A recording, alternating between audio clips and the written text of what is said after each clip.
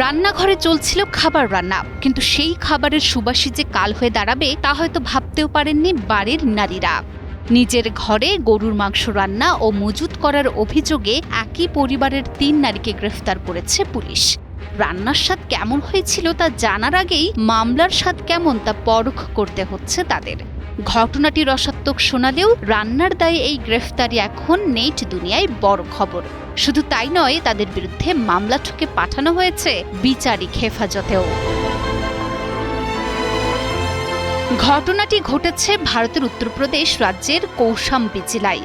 নিজের ঘরে গরুর মাংস রান্না ও মজুত করার অভিযোগে একই পরিবারের ৩ নারীকে গ্রেফতার করেছে পুলিশ। ভারতীয় সংবাদ মাধ্যম ইন্ডিয়ান এক্সপ্রেসের প্রতিবেদন অনুযায়ী গত বুধবার স্থানীয় পুলিশের কাছে একটি গোপন তথ্য আসে। খবর ছিল পানারা গোপালপুর গ্রামের একটি বাড়িতে রান্নার জন্য গরুর মাংস আনা হয়েছে। তথ্য পাওয়া মাত্রই কোমর বেঁধে মাঠে নামে পুলিশ। কোনো দুর্ধর্ষ ডাকাতি বা চোরাচালানের গল্প মনে হলেও সিনেমার মতো টান টান উত্তেজনাপূর্ণ এই অভিযানের মূল কেন্দ্রবিন্দু ছিল একটি সাধারণ রান্নাঘর। কোনো বড় অপরাধীকে ধরার মতোই ঘেরাও করা হয় সেই বাড়ি। পুলিশের উপস্থিতি টের পেয়েই বাড়িতে থাকা ৪ পুরুষ সদস্য পেছনের সরু গলি দিয়ে পালিয়ে যায়, তবে পালাতে পারেননি ঘরে থাকা নারীরা।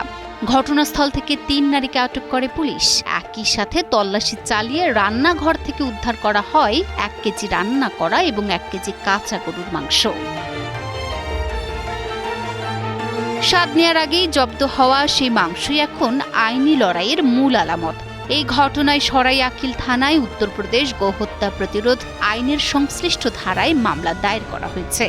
আইনি প্রক্রিয়া শেষে গ্রেফতারকৃত ৩ নারীকে হাজির করা হয়েছে আদালতে। সেখান থেকে ঠাঁই হয়েছে বিচারিক হেফাজতে। তবে এখানেই শেষ নয়। পুলিশের এক কর্মকর্তা জানিয়েছেন, এই মাংস ঠিক কোথা থেকে আনা হয়েছে তা খুঁজে বের করতে আলাদা তদন্ত করা হবে। এমনকি এই পরিবারটি আগেও কখনো গরুর মাংস কিনেছিল কিনা তাও খতিয়ে দেখছে পুলিশ। গরুর মাংস রান্নাকে কেন্দ্র করে এমন এলাহি কাণ্ড আর পুলিশের এই তৎপরতা এখন সামাজিক যোগাযোগ মাধ্যমে বেশ চর্চার বিষয় হয়ে দাঁড়িয়েছে।